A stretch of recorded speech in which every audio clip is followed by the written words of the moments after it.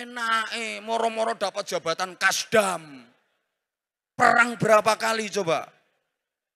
Moro-moro bintang nanggene. Gak tahu perang. Dikirim no Ambon yo alasan ae.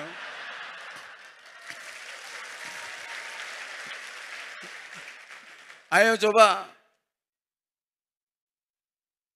Loh Rasulullah itu maha jenderal, jenderalnya jenderal, ahli strategi. Ngono, modilmu kok kaya gak percaya ngono tak omongi. Baca sejarah, itu loh. Saya politisi, Rasulullah politisi handal. Gak ada yang mengalahkan berpolitiknya Nabi Muhammad. Saya pejabat, saya pemimpin, Rasulullah pemimpin umat. Pemimpin yang baik. Contoh bagaimana Rasulullah jadi pimpinan. Itu. Saya cuma kepala keluarga. Nabi Muhammad juga kepala keluarga. Beliau punya istri, punya anak. Maka bagaimana membina keluarga bahagia? Contohlah keluarga Nabi Muhammad. Nah, sampean membina keluarga bahagia kok mencontoh Nabi Isa, enggak bisa. Nabi Isa enggak nikah. Nabi Isa kan enggak kawin. Mencontoh keluarga bahagia kok nyontoh Nabi Isa. Enggak iso, Nabi Isa gak rabi. Hanya ada orang yang ngaku jadi pengikutnya Nabi Isa. Terus dia beranggapan kalau enggak nikah itu ajarannya Nabi Isa. Akhirnya dia ikut-ikutan gak nikah. Ini kalau menurut saya, satu rugi, dua mubadzir. Ya dikasih peralatan masa gak digunakan. Gawe nguyah-nguyuh tok ya kemeng nganggur.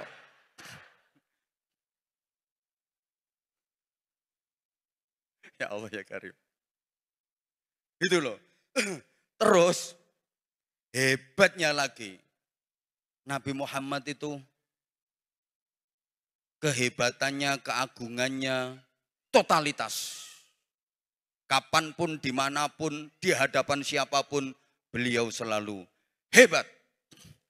Ka'annahu wa huwa fardun fi jalalatihi fi askarin hina talqahu wa fi hashami ya Rabbi bil Mustafa baligh maqasidana waghfir lana ma madha ya wasi'al karam maulaya salli wa sallim daiman abada ala habibika khairil khalqi kullihim. Jadi Nabi Muhammad itu dalam keadaan fardun sendirian, itu hebatnya kayak berada fi askarin, berada di tengah-tengah pasukan perang. Gagahnya Rasulullah, keagungannya Rasulullah, kehebatannya Rasulullah itu dahsyat. Sendirian Rasulullah hebat. Bersama sahabat-sahabatnya, kawan-kawannya, seletehnya Rasulullah hebat. Di hadapan lawan-lawannya Rasulullah hebat. Di hadapan keluarganya Rasulullah hebat.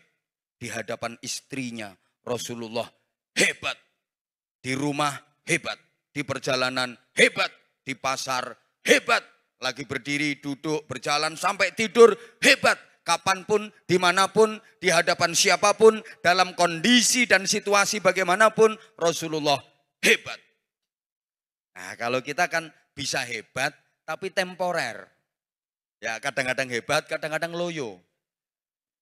Kalau kita kan hebatnya hanya di tempat-tempat tertentu dan pada waktu-waktu tertentu saja. Kasdam 5 Brawijaya hebat kalau di depan anak buahnya. Hebat di kantor, hebat. Siapa ditunjuk, siapa diperintah, berangkat. Perintah jenderal, kamu itu gimana. Itu kalau di kantor di hadapan anak buah. Tapi kalau di rumah di hadapan istri, meskipun udah jenderal, kayak nggak tamat SD.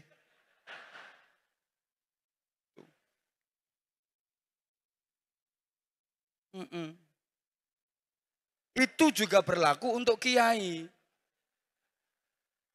Wah, kiai itu kalau di depan jamaah ceramahnya hebat. Mampu menghipnotis ribuan jamaah. Cetar membahana, menggelegar. Dalilnya yang runtut, jebret. Di hadapan jamaah. Saya biasa ngadepi puluhan ribu jamaah.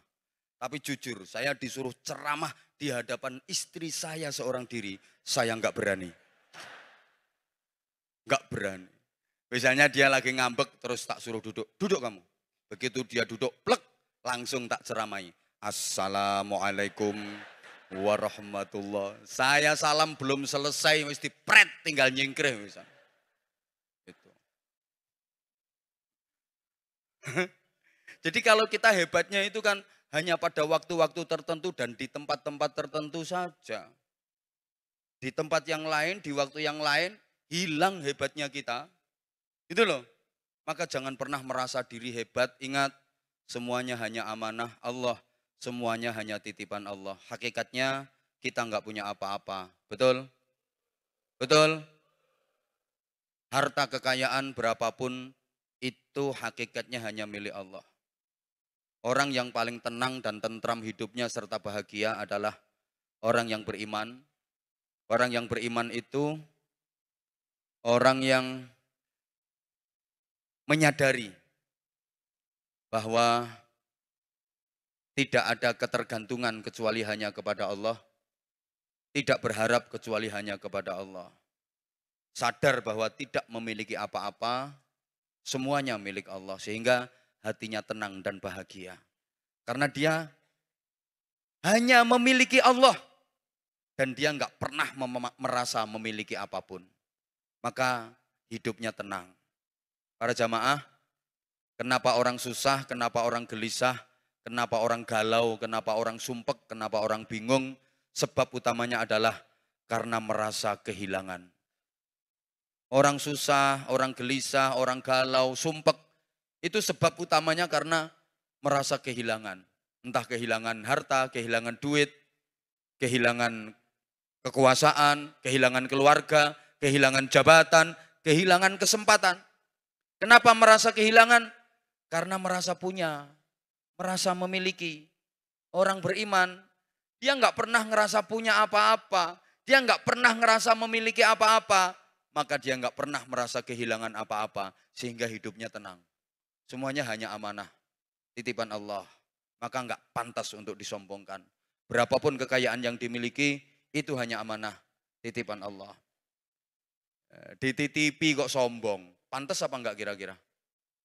Wih, nggak ikut punya, cuma titipan.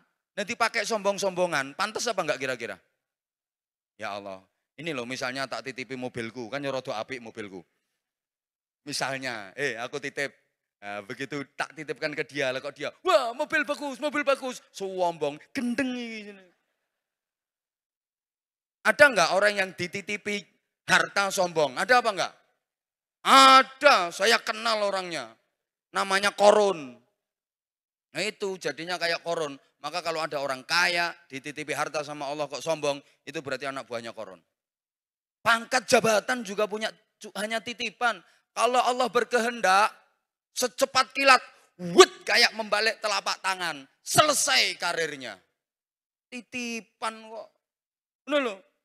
Maka jangan disombongkan. Kopral sama jenderal, sama di hadapan Allah. Nah, ini gak wong kendel gak wani ngomong ini. Aku bicara di hadapan Allah loh. Gak ada bedanya. Kadang lagi sirsan dua yang melakukan tau begeng-begeng ini. Itu tak sengklang. Disopo api-api. Kemana dan kamu gak tahu siapa saya? Ya Allah bro. Pangkatmu gini opo. Gitu loh. Amanah. Yang kedua, amanah itu harus dijaga. Harus dijaga dan dirawat dengan baik. Kalau nggak dijaga, yang nitip pasti marah.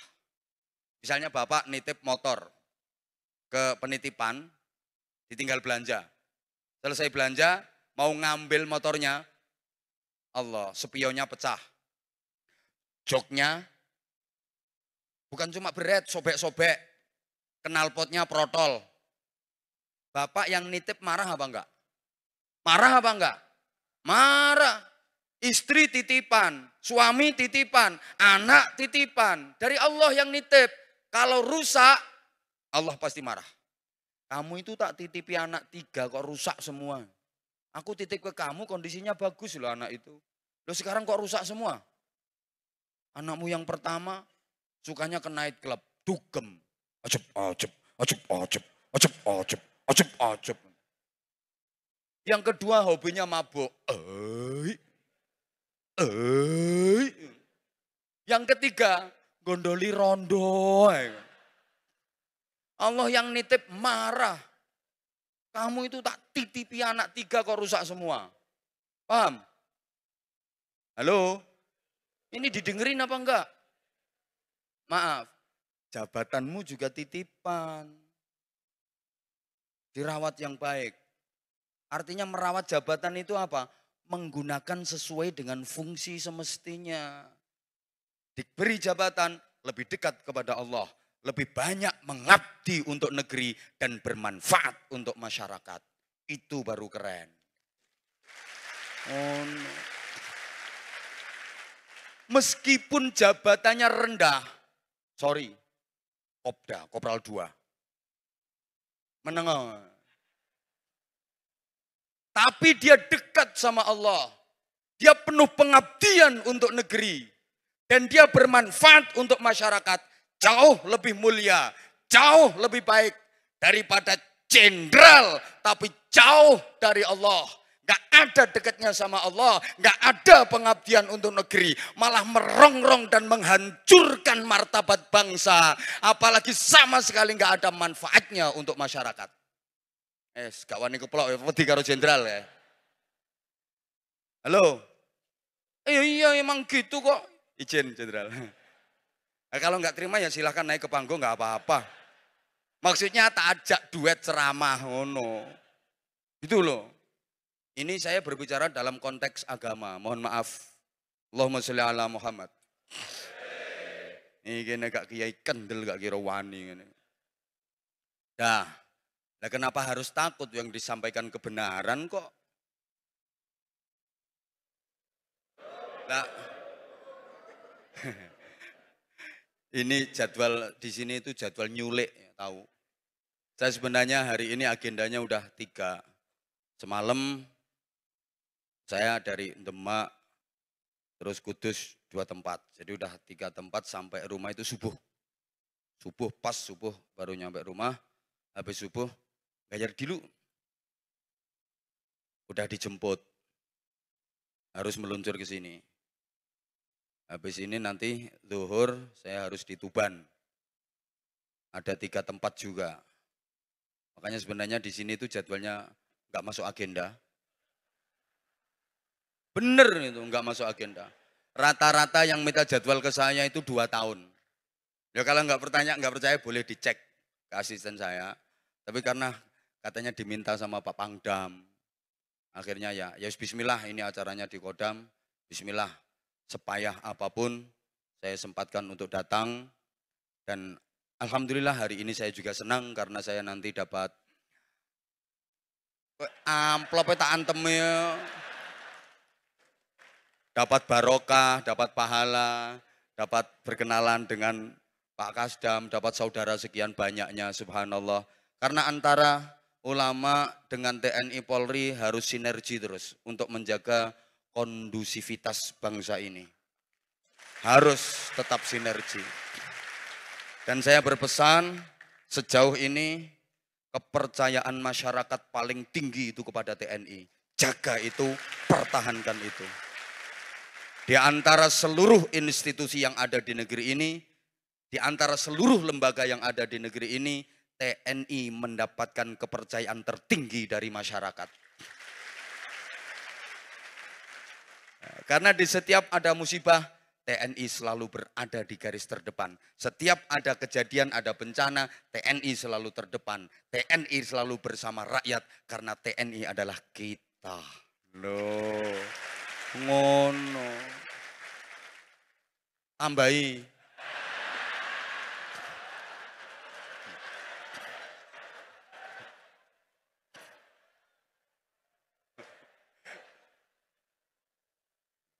Ya jangan sampai kepercayaan rakyat ini jadi ternoda karena ulah oknum yang tidak bertanggung jawab.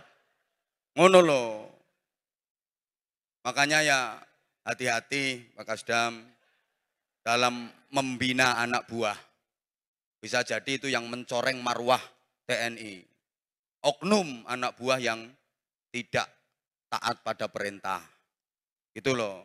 Kalau bisa dibina, nggak bisa ya dibinasakan. Timbang ngerusui, gitu loh. Izin nanti kalau ada apa-apa saya izin melaporkan.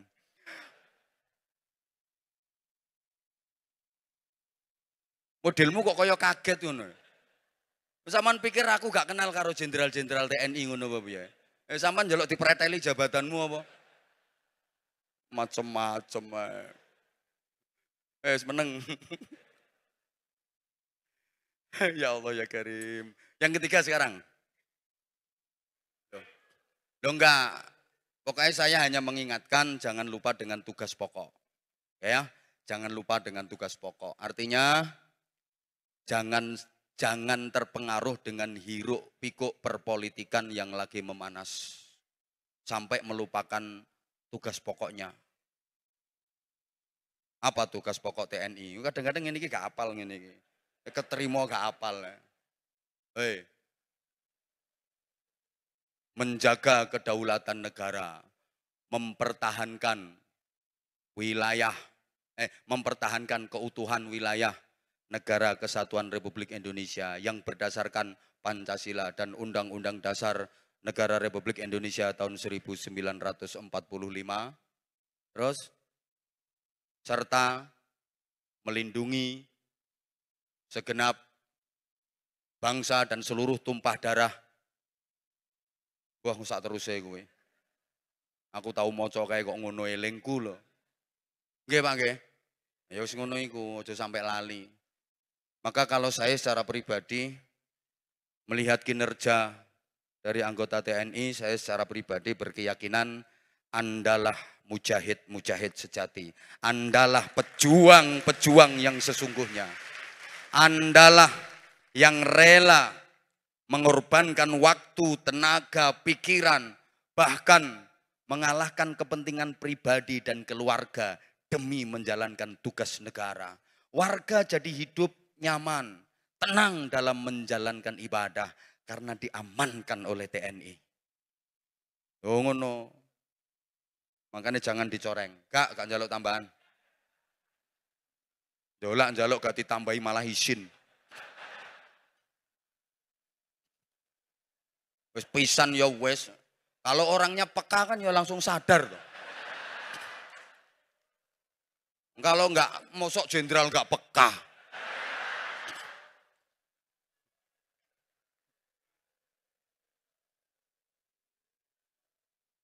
Nah, kalau masih kolonel ini enggak begitu peka enggak masalah. Jenderal lo enggak peka.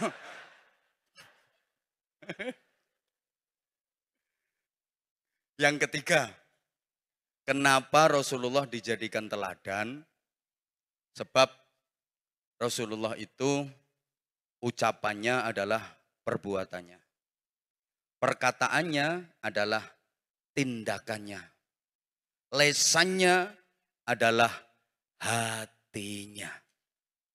Jadi Nabi itu prinsipnya satunya kata dan perbuatan. Kalau kita kan enggak. Kita itu banyak munafik. Terlalu banyak dusta di antara kita. Lain di bibir, lain di... Rasulullah kalau nyuruh sedekah, Rasulullah paling rajin sedekah, paling ahli sedekah, dan gak ada yang mengalahkan sedekahnya Rasulullah. Kedermawanan Rasulullah digambarkan seperti angin yang berhembus. Artinya angin berhembus itu sama sekali nggak ada hambatannya, nggak ada ganjalannya. Nabi kalau bersedekah seperti itu, los, gak rewel. Kalau Anda penjenengan kan bersedekah kadang-kadang, cuman kan selesai sedekah itu kan masih lenger-lenger. Nyemplungi kotak amal 100.000 rek. Iku gawe jajane anak seminggu itu. Itu enggak kayak angin berembus itu. Kayak knalpot bocor. Pernah habis sholat asar berjamaah, Nabi ngaji bareng dengan para sahabat. Di tengah-tengah ngaji, Rasulullah izin, aku pamit mulai dulu. Aku pulang sebentar, nanti balik lagi. Betul, Rasulullah pulang sebentar, balik lagi. Ditanya sama para sahabat, ada keperluan apa ya Rasulullah? Kok tadi buru-buru pulang, sekarang cepat-cepat balik. Aku ingat di bawah bantal tempat tidurku itu, aku masih punya duit 5 dirham yang belum aku sedekahkan. Aku nggak mau keduluan matahari terbenam, aku masih punya duit nginep. Jadi Rasulullah itu nggak pernah nginepin duit. Dalam sejarah nggak pernah tercatat Rasulullah punya rekening.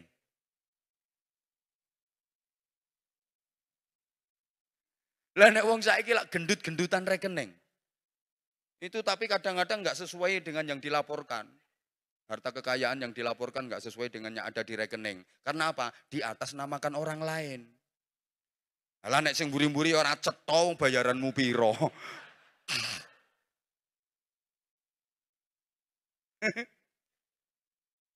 Allah. Kalau Rasulullah memerintahkan sholat tahajud qiyamul lail, Rasulullah nggak pernah meninggalkan tahajud sepanjang hidupnya. Bahkan qiyamul lail dan tahajud wajib bagi Rasulullah. Kalau Rasulullah memerintahkan kerukunan, Rasulullah rukun dengan siapapun. Bukan hanya dengan yang seagama, dengan yang beda agama. Rasulullah rukun. Ada tetangga yang non-muslim sakit, dijenguk sama Rasulullah, dibawain kue. Kalau kita kan susah mau kayak gitu, nggih. Apa maneh gak cocok, beda pendapat dikit aja nggak mau rukun. Apa maneh rumangsa gagah. Saeneke wong kate diantemi kabeh. Woi. Woi. Ini makanya subhanallah, ini saya senang banget kalau di Makodam dibikin acara kayak gini, senang banget. Sesuai dengan filosofi bangsa kita kan, bangunlah jiwanya, bangunlah badannya.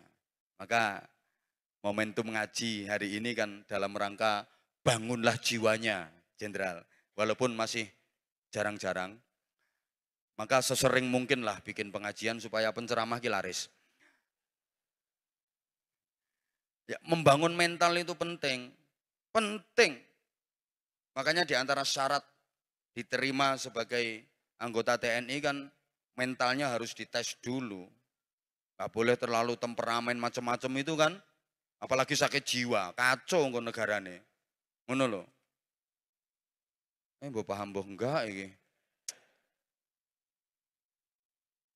Rasulullah seperti itu. Apa yang dikatakan dikerjakan. Apa yang diperintahkan dilakukan. Bahkan Nabi menyatakan, ana awwalu fa'in ala ma amartukum bih. Aku orang pertama yang mengerjakan semua yang aku perintahkan atas kalian. Itu Nabi. Kalau kita kan sering enggak, ayo rukun, dia sendiri enggak mau rukun. Ayo urun, dia dewe gak melok urun. Ayo kerja bakti, dia sendiri enggak ikut kerja bakti. Kelakuannya komandan-komandan ini kan ngono iku. Main perintah, main perintah, main perintah. Awas nanti kalau udah purna. Bisa power syndrome. Biasanya apa-apa dilayani, main perintah, main perintah. Begitu udah purna pensiun, gak ono sing ngelayani karena ini.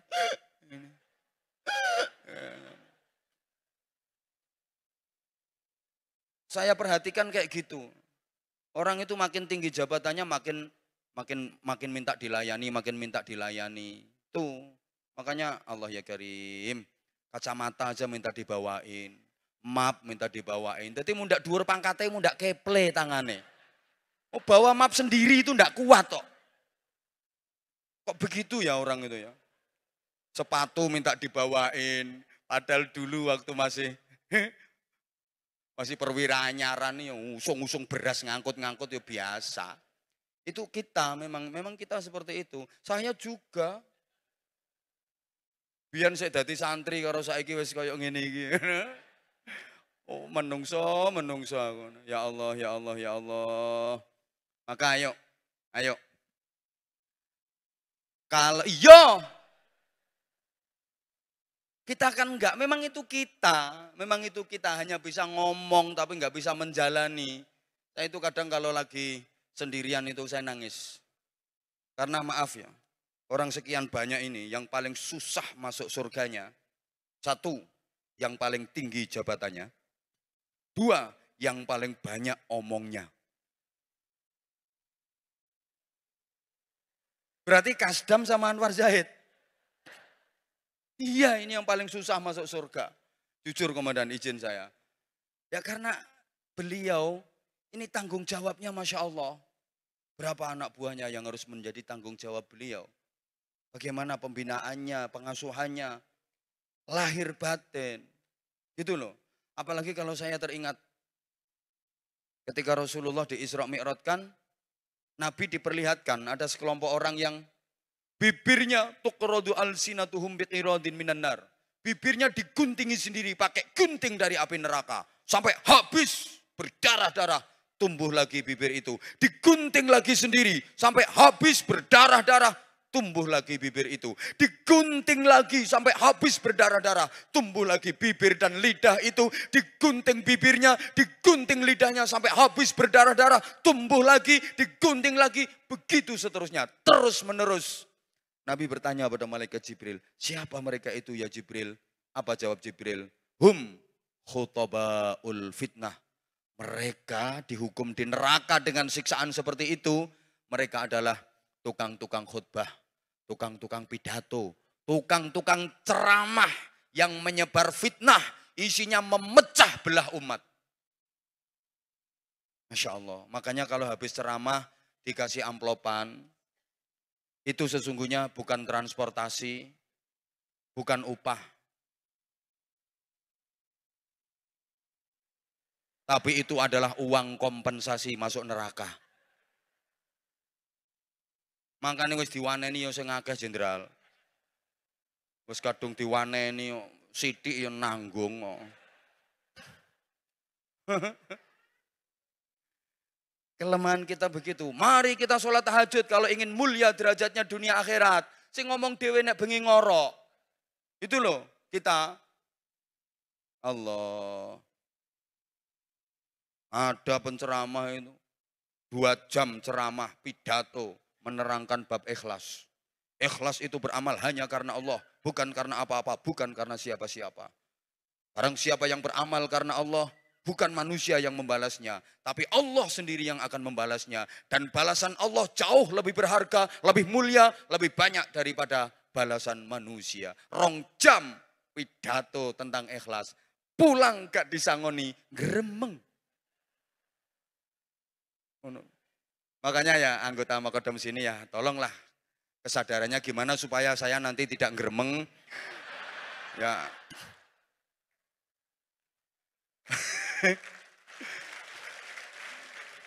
Dan tolong jangan diuji keikhlasan saya.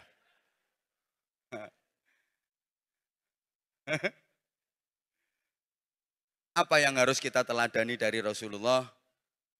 Tentu akhlaknya. Wa innaka la'ala khuluqin azim.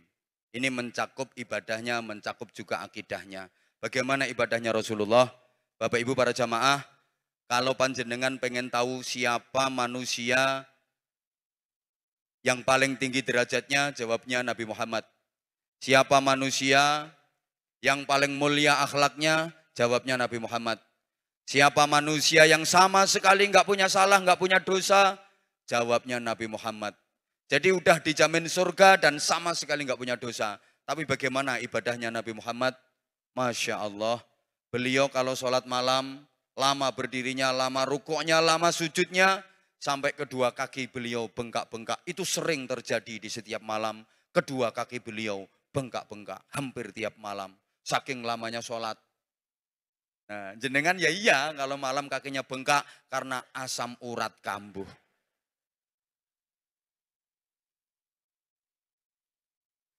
Kenapa Rasulullah sebegitunya ibadah? Sebab beliau merasa sebagai hamba yang sangat membutuhkan Allah. Merasa sebagai hamba yang nggak punya apa-apa, nggak berdaya apa-apa, nggak bisa apa-apa tanpa pertolongan Allah. Sehingga perkuat akidah, perkuat iman, dan tentara wajib kuat imannya. Dengan semangat iman itu pula, dulu para pejuang, para sesepuh berjuang merebut dan mempertahankan kemerdekaan negara kesatuan Republik Indonesia yang kita cintai bersama. Dengan semangat apa? Iman ditanamkan kepada beliau-beliau itu. Hubbul waton minal iman. Cinta tanah air adalah bagian dari iman. Perlu diingat, tanah air kita bukan India. Tanah air kita bukan Syria. Tanah air kita bukan Afghanistan. Tanah air kita bukan Ukraina. Tapi tanah air kita adalah Indonesia. Maka mencintai Indonesia adalah bagian dari iman yang mempunyai nilai ibadah dan berpahala di sisi Allah Subhanahu wa taala. Ngono. Rasulullah ini yang dicontoh. Uhibbul Arabiyyah li'anni wulidu fil Arab, kata Nabi. Aku cinta Arab karena aku dilahirkan di Arab. Maka sebagai bangsa Indonesia, kita juga harus punya prinsip seperti itu. Uhibbul Indonesia li'anni wulidu fil Indonesia. Aku cinta Indonesia karena aku lahir di Indonesia. Aku dibesarkan di Indonesia. Yang aku injak bumi Indonesia. Yang aku hirup udara Indonesia. Yang aku minum air Indonesia. Maka siapapun yang akan memecah belah kesatuan Indonesia, lawan saya. Ngono bro. Halo. Nah, panjenengan semua sebagai kekuatan utama dan benteng utama pertahanan dari negara kesatuan Republik Indonesia adalah andalan kami, sehingga kami rakyat, saya kan rakyat, selalu mendoakan, selalu mendukung, selalu mensupport.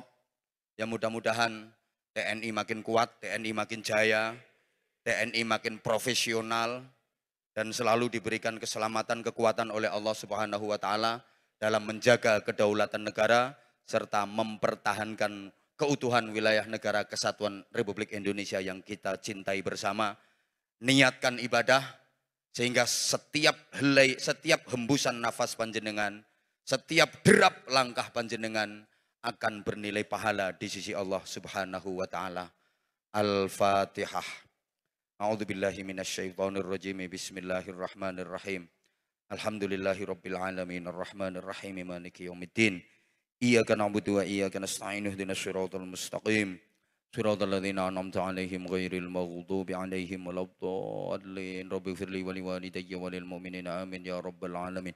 Allahumma salli ala sayyidina Muhammadin wa ala alihi wa sallim radhiyallahu tabaraka wa ta'ala an kulli sahabati Rasulillahi ajma'in walhamdulillahi rabbil alamin. Allahumma ij'al jam'ana jam'an marhuma wa tafarruqana min ba'dihi tafarruqan ma'suma. Allahumma innaka ta'lamu dhunubana faghfirha wa innaka ta'lamu 'uyubana fasturha wa innaka ta'lamu hajatina faqdiha kafa bika waliyyan wa kafa bika nasira. Allahumma tsabbit imanana wa nawwir qulubana wa sallimna fid dini wad dunya wal akhirah. Allahumma inna nas'aluka husnal mahabbah wa husnal mutaba'ah li nabiyyika wa habibika wa rasulika Muhammadin sallallahu alaihi wasallam fi aqwalihi wa af'alihi wa ahwalihi bi rahmatika ya arhamar rahimin. Rabbana hab lana min azwajina wa dhurriyyatina qurrata a'yun waj'alna lil muttaqina imama. Allahumma sallimna wa sallim dinana wa sallim dunyana wa sallim Indonesia wa sallim akhiratana wa la tusallim waqtana za'i imanana wa la tusallit alaina man la yakhafuka wa la yarhamuna warzuqna khairal dunya wal akhirah innaka ala kulli syai'in qadir wa bil ijabati jadir. Rabbana atina fid dunya hasanah wa fil akhirati hasanatan wa qina adzabannar wa qina adzabannar wa qina adzabannar wa adkhilnal jannata ma'al abrar bi rahmatika wa fadlika ya azizu ya ghaffar ya halimu ya sattar ya rabbal alamin. Jazallahu anna sayyidina Muhammadan sallallahu alaihi wasallam ma huwa ahluh bi fadli subhana rabbika rabbil izzati amma yasifun wa salamun alal mursalin Walhamdulillahi rabbil alamin. Tentu banyak salah dan khilaf dari saya, mohon maaf yang sebesar-besarnya. Aku qauli hadza wa astaghfirullahal azim li wa lakum. Assalamualaikum warahmatullahi wabarakatuh.